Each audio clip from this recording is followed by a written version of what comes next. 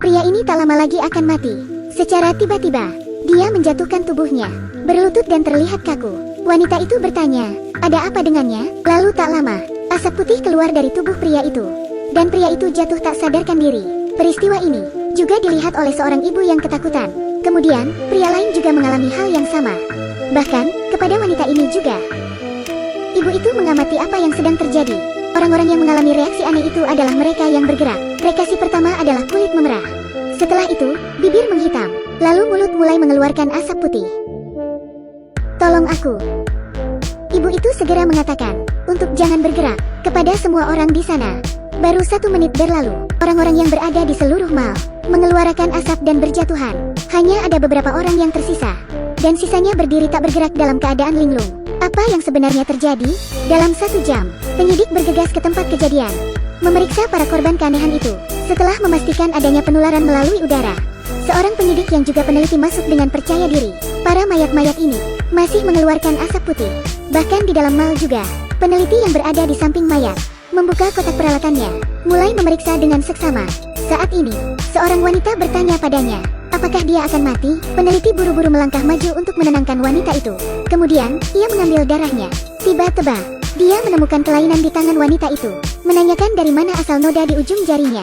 Wanita itu menjawab, itu tidak sengaja terkena pegangan elevator. Lalu, orang-orang dari peneliti memeriksa elevator.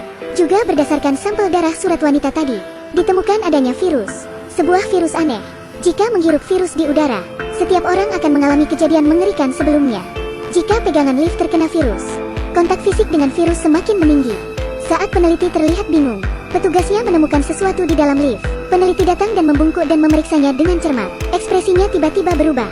Ternyata ini adalah robot nano, yang dapat menyalin robot tanpa batas. Meskipun ukurannya kecil, tetapi ia dapat menyimpan energi dalam jumlah besar. Saat manusia bergerak, robot akan diaktifkan, dan fenomena alam aneh itu bisa terjadi. Saat ini, mereka butuh seseorang untuk melakukan eksperimen. Setelah wanita itu mendengar, ia ingin menjadi relawan untuk eksperimen. Karena ia ingin fenomena ini juga bisa diketahui, dan banyak orang bisa diselamatkan. Eksperimen resmi dimulai. Asisten terus menenangkan wanita itu. Tepat saat hasil eksperimen keluar, suhu tubuh wanita itu mulai naik dengan cepat. Kurang dari 10 detik, suhunya mencapai 105 derajat. Tahukah Anda suhu tertinggi tubuh manusia normal? Suhu tubuh wanita ini sudah mencapai 105 derajat. Ia akan tersulut secara spontan jika seseorang menyentuhnya. Asisten menarik napas dalam-dalam. Setelah matanya terpejam, dan memegang tangan wanita itu dengan erat. Wajahnya penuh keringat. Tiba-tiba, alat-alat di sekitar kehilangan daya listrik. Berikutnya, suhu tubuh wanita itu turun drastis. Kemudian listrik diterapkan dan arloji perlahan pulih. Listrik kemudian perlahan kembali. Wanita itu bertanya bagaimana asisten melakukannya. Ia menggelengkan kepalanya. Ia juga tidak tahu. Akhirnya, peneliti berhasil mengembangkan obat baru, menyelamatkan mereka yang terjebak di mal. Setelahnya, asisten bertanya kepada penyidik apa yang terjadi dengan wanita itu. Penyidik tidak tahu pasti, namun sepertinya itu hal baik. Di sisi lain, agen pemerintah memantau dari jauh, berhasil menyelidiki orang yang menanamkan mesin nano, seorang laki-laki, untuk bisa menjalani analisis yang kuat. Robot nano tersebut tidak dapat dirancang oleh sembarang orang. Peneliti hanya mengarah pada satu orang, yaitu musuhnya di masa lalu. Tapi anehnya, 7 tahun yang lalu, orang itu jelas meninggal dalam kecelakaan mobil. Mereka melihat kematiannya dengan mata kepala sendiri. Ini membuat peneliti menjadi lebih khawatir, karena kecerdasan musuhnya itu bisa dengan mudah menghancurkan kota. Malam harinya, seorang pria sedang berjalan. Ia melihat orang-orang yang berdiri tak bergerak. Ia menoleh ke arah Erika.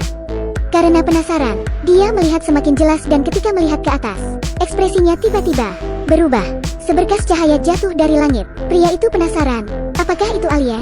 Tapi tak lama, sinar itu hilang seketika. Pria itu sekarang lebih terkejut lagi, karena sinar cahaya yang turun dari langit menembus dan menghancurkan gedung 20 lantai. Pejalan kaki yang lewat terkejut melihat itu dari kejauhan.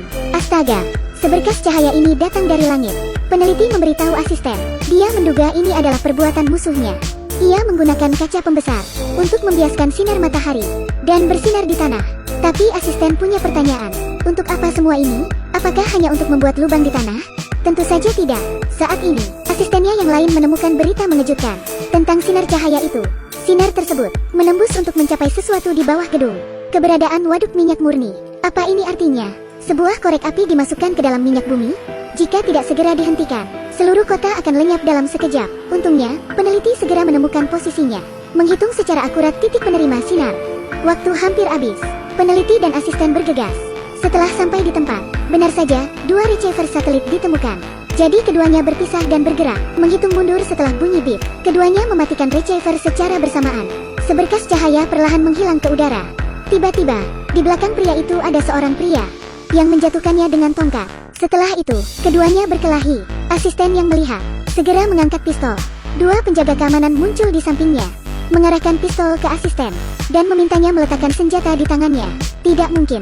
Asisten akhirnya melepas senjatanya. Tapi anehnya, kedua satpam juga melakukan hal yang sama. Waktu seolah berhenti. Ketiganya bingung melihat rekannya dalam bahaya. Dia menatap dari jauh. Asisten mengayunkan tinju. Rekannya melakukan hal yang sama seperti yang dilakukannya. Lengannya sedikit terkilir. Jadi, asisten menekan ke atas lengannya.